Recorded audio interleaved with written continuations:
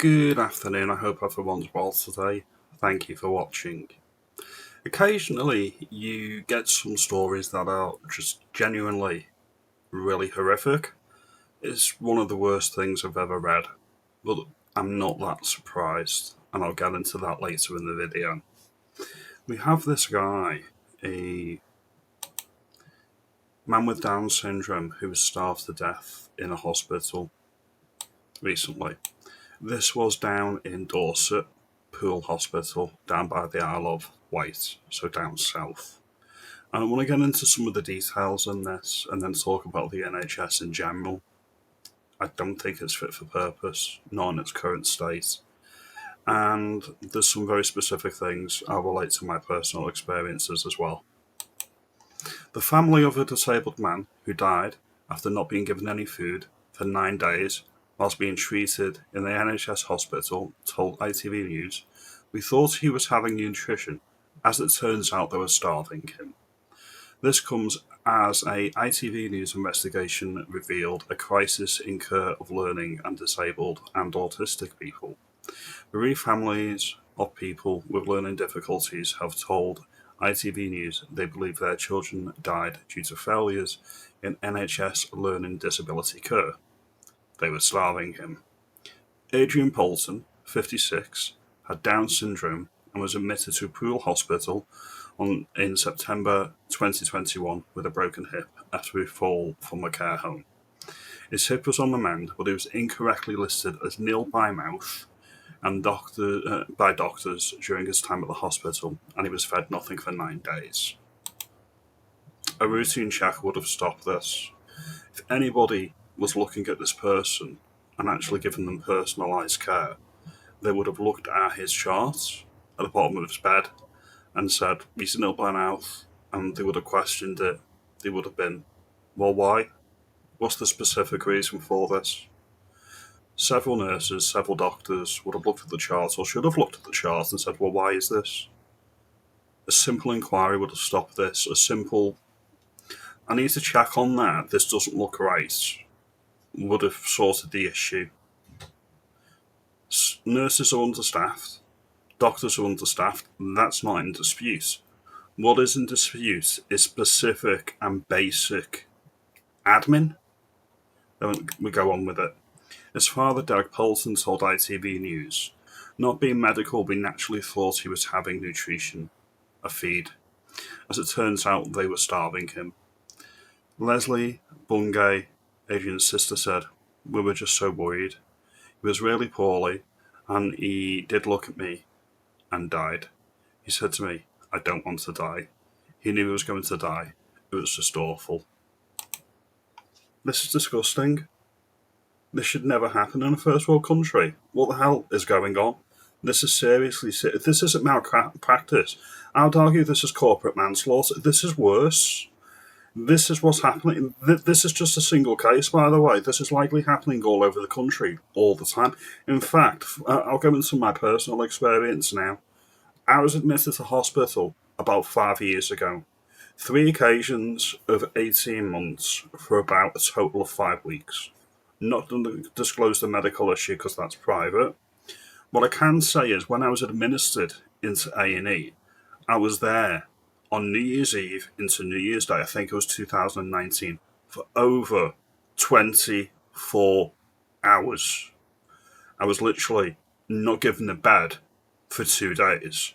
I was literally on a gurney in a hospital corridor, and I was nil by mouth at that particular point, so that was accurate. But I was getting no drinks, I was getting no liquid nutrition, I was getting absolutely nothing. I was literally on a hospital corridor. I actually threw up 2 occasions due to the illness, and I was literally caked in my own vomit for hours without a change into a hospital robe or clothes, anything there, while I was waiting to be admitted and actually get treated. My case isn't an outlier. This is the world-class health service that we're told that everybody in the entire universe wants because it's that great. It really isn't.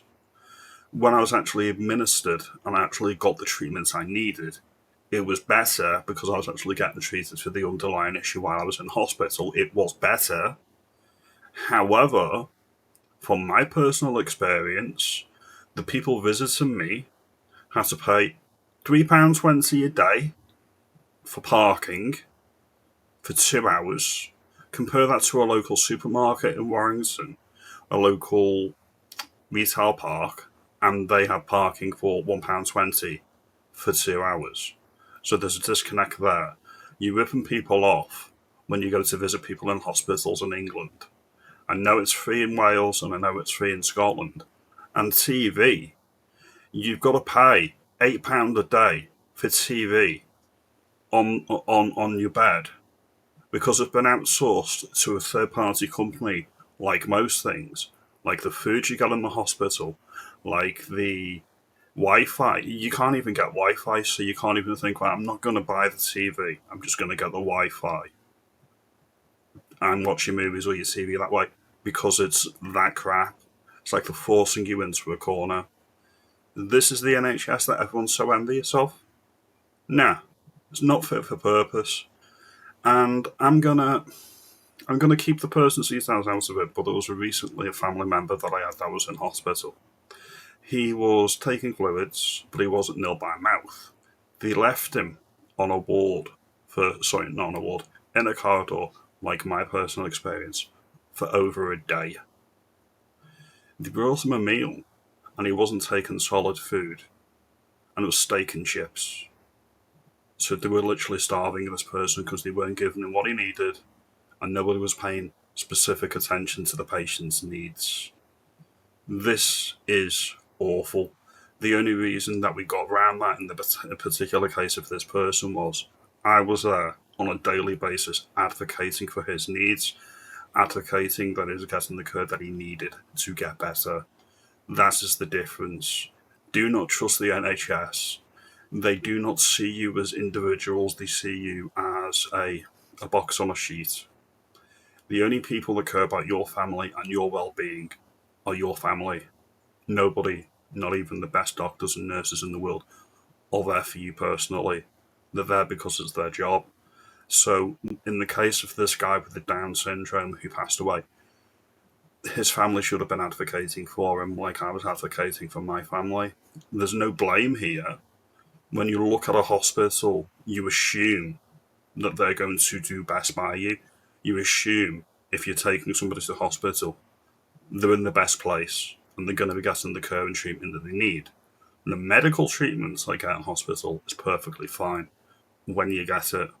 It's when you get it and the wait to get it and everything else that's been outsourced, whether it's the food, whether it's the TVs, whether it's the parking. All of these companies that are making money hand over fist over people in agony, people who are in pain, and the nurses and the doctors, if they come from abroad. We've seen stories all over where you've got people that are getting their qualifications forged from people from Nigeria and other African countries, and then they're coming and saying, oh, look, I'm a nurse, I'm a doctor. I'm like, well, are you? Really? What checks are we actually putting on these people that they are actually doctors and nurses before they come into the country? The NHS is not fit for purpose, and I'd argue it's similar in Wales, Northern Ireland and Scotland as it is to England. You shouldn't be waiting days, especially in an emergency situation where you've gone to A&E. My A&E, my local A&E, it looks like a war zone. It looks like a war zone. You get triage, you get your vitals taken every 4 hours, and that's pretty much it. And the person that was in hospital recently, they actually misdiagnosed first of all, and this person was having difficulty taking solids. And yet they gave him all his medication in solid form. And on the first occasion, he was there for 36 hours. They discharged him without actually doing a deeper assessment or giving him any bed space in the hospital. And then 2 weeks later, due to their malpractice, due to their incompetence, he was back in hospital. And he was so much worse for wear. And this time he was in for over a week. This isn't a first world health service. This is a third world health service that we're told is free. Word to the wise, it's not free. Everybody pays for the NHS, and at the moment it's open to the entire universe and we're all paying for it. Me personally, if I was in charge of government, I'd bring Public Health England back into direct government control. I would make sure that only people who are paid into our system, British citizens, actually get points of need healthcare for free. It should not be open to the entire world. We've got to look after our own first. The same with the benefits. And that's what I'll do day one. It's not fit. Anybody who can pay for medical treatment should be paying for medical treatment. If you're middle class or upper class, you do not need the NHS. You should have insurance. You should be getting private healthcare. You should have other options. You should not be getting it for free. In terms of the nurses that overlook this particular person's need, I mean, it's incompetence. When I was in hospital and I wasn't taking solid food, I specifically inquired and said, listen, I'm not taking solid food. I'm on a trip for fluids, that's perfectly fine. However, where's the nutrition? What am I actually getting if I'm not taking food? Oh, we'll get you some liquid food. It was only because I advocated for myself and the family member that was recently in hospital. I was there advocating for them. I cannot stress this enough. Do not assume the NHS is there for you. They are not. They are there to collect a paycheck. There is a slight differentiation between NHS staff and agency staff. The agency staff are god-awful. They pay double the NHS staff, and they really don't give a shit. Now, if my experience in hospital with the crappy foods, this is what passed through a New Year's Day dinner when I was in hospital, this sorry thing, let me know. Let me know if you think I'm overstating it. Things like this guy down south, this is just what we know about. How many people are not given the care that they need, the due diligence that they need? I can say from personal experience, I think it's a daily thing, routine. It's so common that they don't even think it's an issue. Things like this should not be happening in the United Kingdom anywhere. And everybody who's in hospital deserves the care, the due diligence, and the dignity that they need. This person shouldn't have died. This shouldn't have happened. But I've got a feeling it's all too common. If you like this video, comment, like, and subscribe. I will see you in the next one later on today. Have a good day. Envy of the world, don't make me laugh.